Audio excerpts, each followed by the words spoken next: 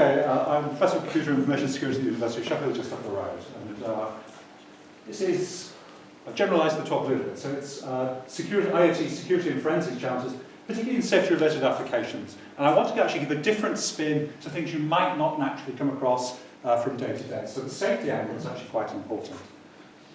Okay. I'm the PI and the principally a full pitch in. That's not security. Security goes on elsewhere. This is me being myself tonight.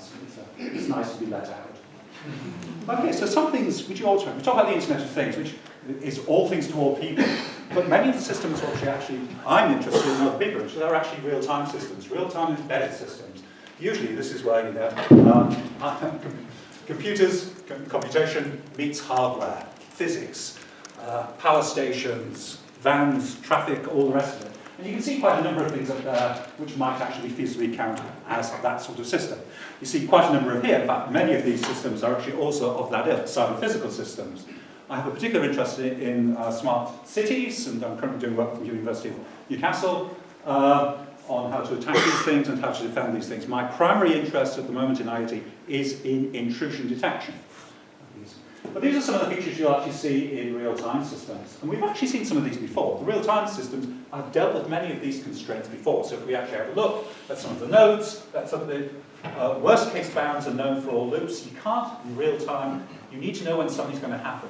If you put your foot on a car brake, I bet every single one of you in the room wants the car to stop today, and preferably quicker, and probably within about 100 milliseconds. That's a real-time bound. So many of these are actually real-time systems, have to operate in very real time, very, very quickly indeed. Another thing which actually comes up is that many of the devices are going to be resource constrained. This is also something which we're actually used to dealing with. And in fact, it's important to understand that there are opportunities as well as threats. We're actually quite well versed in techniques to actually deal with low resources. And in academia, actually in industry as well, there's a lot of effort that goes into the development of solutions for things which are frankly cheap, as you saw there, and low resource. So you mustn't think about that. You can look up here in this particular paper, I'm quoting from a number of papers tonight, look at how to secure real-time Internet of Things, real-time systems, things like this. It's important that you can answer the possibilities of attacking real-time properties. There's been some fantastic stuff done. The best thing is actually Stuxnet, which I'm sure many people have heard of, where it didn't actually do anything drastic. It just caused a centrifuge to wear out more quickly. That's subtle. Nobody notices looking at a centrifuge wearing at several thousand revs per minute, thinking, I think that's working out. Not wearing out. No, it was just wonderfully subtle. And you can imagine altering what you refer to as the jitter, the difference in time, something actually takes to respond. You can affect the real-time control, which will affect performance, which will affect wear out, things like this. So you could see some very subtle attacks on these sorts of systems. And when you get very subtle sort of attacks, you generally tend to turn to AI as a solution, which is actually what I'm doing at the moment. Oh my word, maybe we should just go home at the moment. I'll go through each of these in detail. Right? These are the threats to IoT. You can see quite a number of them, of which actually there is experience elsewhere. Not all these come from cryptanalysis are very standard. We are used to dealing with web applications and attacks on those from other places. Timing attacks. Let's try something different. What's 0 times 0? 0. You're a more sophisticated audience than this. What's 5 times 5? 25. 25 times 25. 65 times 65. You can do it if you have a bit of paper and shit. The point is, the actual data that you're actually using, that you're multiplying, takes different amount of times to actually multiply, and that tells you that if the calculation takes long in a computer, it's telling you something about the data that's actually multiplied. You can use that sort of technique, known as a timing analysis, to actually break cryptographic systems, in particular public key systems. You can monitor the power supply, and you can actually work out what's going on a chip, particularly the very cheap chips. You can monitor the power supply and actually work out exactly what's going on, and exactly what's going on can in fact leak information. So there's a lot there, which looks like a disaster rate, but actually we have a lot of experience in dealing with these in related areas. That's just a list to scare the pants off you, really, I suppose. And there's another list to scare the pants off you. One thing I would say here is that protocols, and there are protocols going on left, right, and centre in IoT, are going to be a major target for attack, and we need to secure them. The good side is that we actually have about 30 years, 40 years now of getting it utterly wrong and actually understanding why we get it wrong, and we can now actually rigorously analyse protocols and get them right. So that's just an overlook. So many of these have been seen elsewhere, some are more specific to IoT or different types of networks.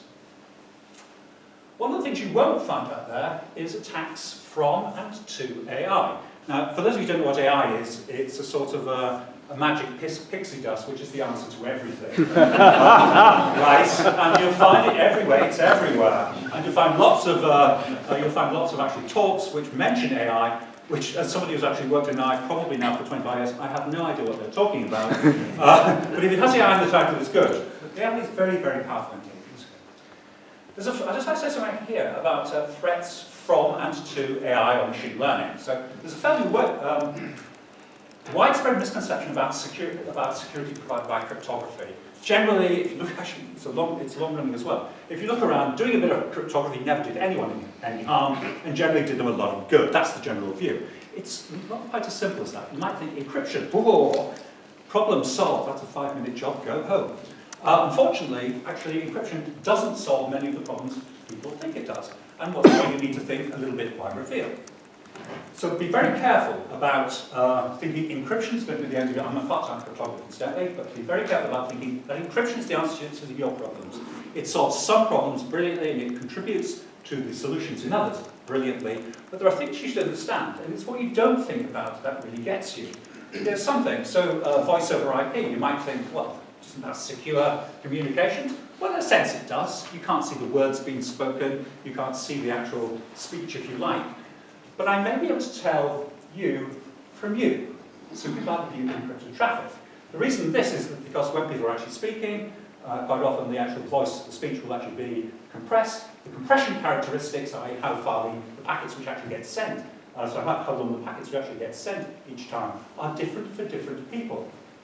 And so by looking at the lengths of packets as in general, or the patterns of lengths of packets as they go over the net, I may be able to tell a man from a woman, or from you, from the person next to you. So characteristics of speech, which you might think are secure, it's a dreadful, secure is a terrible term, so you might think it's secure, aren't, because there are features, usually referred to as side channels, which enable you to actually make those sort of inference I've just spoken about. You can tell someone speaking French from someone speaking Urdu from someone speaking Russian. So you can do this, it's rather straight. The compression characteristics and other characteristics are just different. So you can actually, if you're interested in that sort of thing, it's just things to be aware of. We know how to get around these, incidentally, but you've got to know they exist before you can take countermeasures.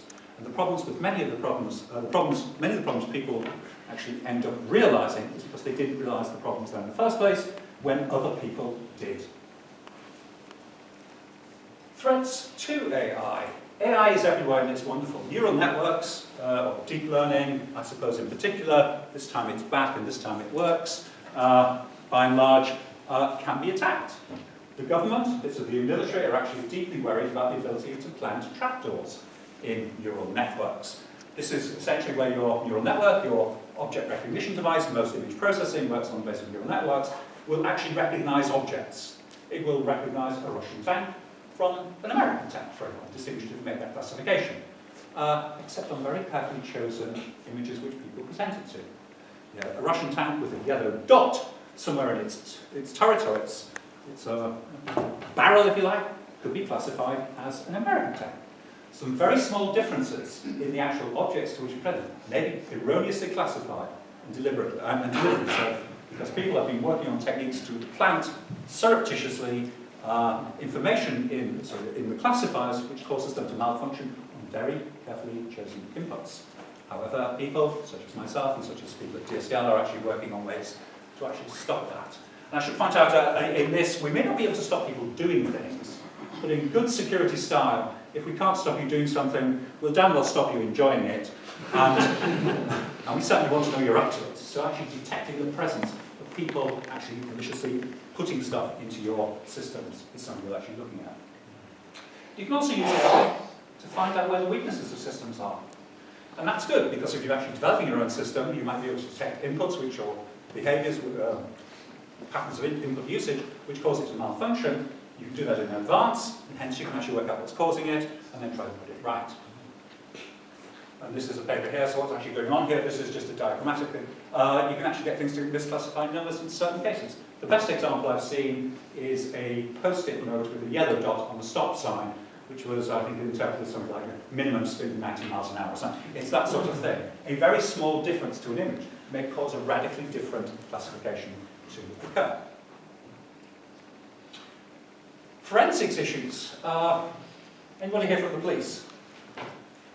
They've absconded. No, right. Major interest in forensics. Actually, if something's happened, question what happened, how do I know it happened, and importantly, can I go to court and prove that that's what I know happened? So here's sort of a pipeline, if you like, of forensic evidence, which I've taken from this paper here.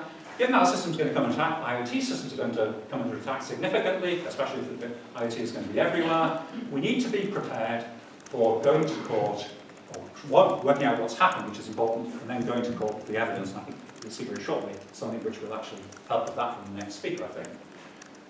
It's a major problem, and it's going to actually require significant thought as to what information goes on. Whatever happens, if it's criminal, I want to be able to collect evidence and show it in court so that somebody gets prosecuted successfully for it. That's a big ask, right? For anything which is criminal, that's a big area. We're going to have to be careful about what we do, and I think what we're going to see long term is people are going to have to design their audit, their logging, their evidence acquisition or storage in real time. They're going to have to design that much more carefully, because then they're going to have to think about what they want to do with it afterwards. Currently, things generate detritus or evidence, we collect it together, and we, to varying degrees of success, actually put that forward as evidence for what we want to prove. But we're going to have to give that much more attention. And there's a health, it's not just criminal IT type forensics, there's a health and safety angle.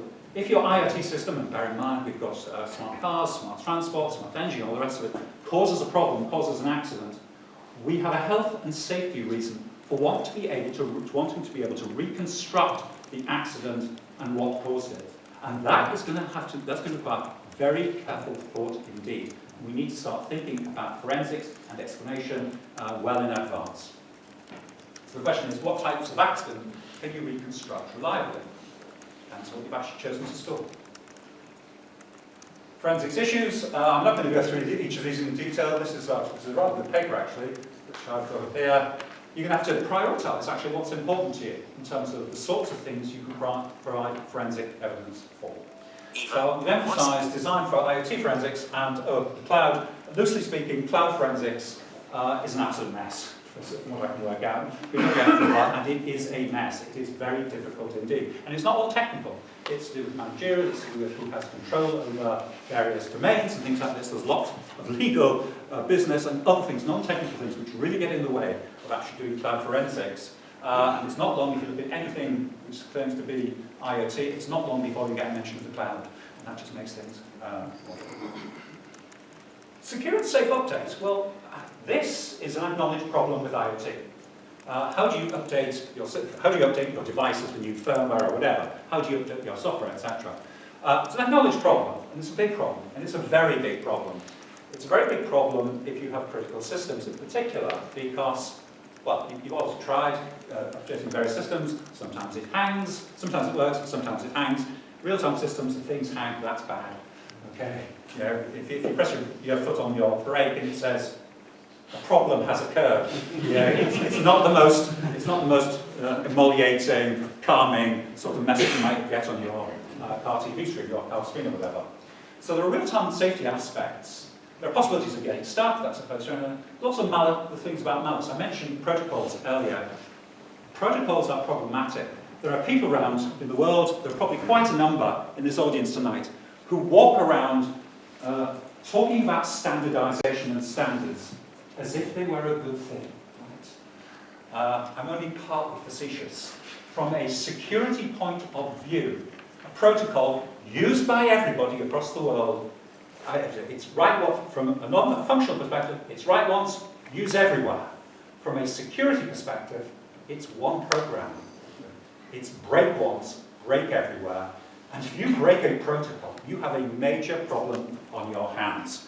How are you going to update several billion instances of that protocol across the world before somebody actually gets in before you? The protocols are particularly susceptible. I've been given the 1-minute warning, and I never disagree with Kerry, right?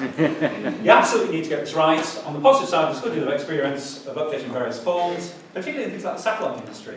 If you've got a satellite on the way to Pluto and you need to update, you start your update, you better complete it and you better complete it successfully, otherwise you have a major problem, okay? But we have experience in these sort of areas. Okay, and that's absolutely perfect timing. And the blue dot there is in fact a trapdoor, which was put there for object recognition purposes. Great, thank you so much, John.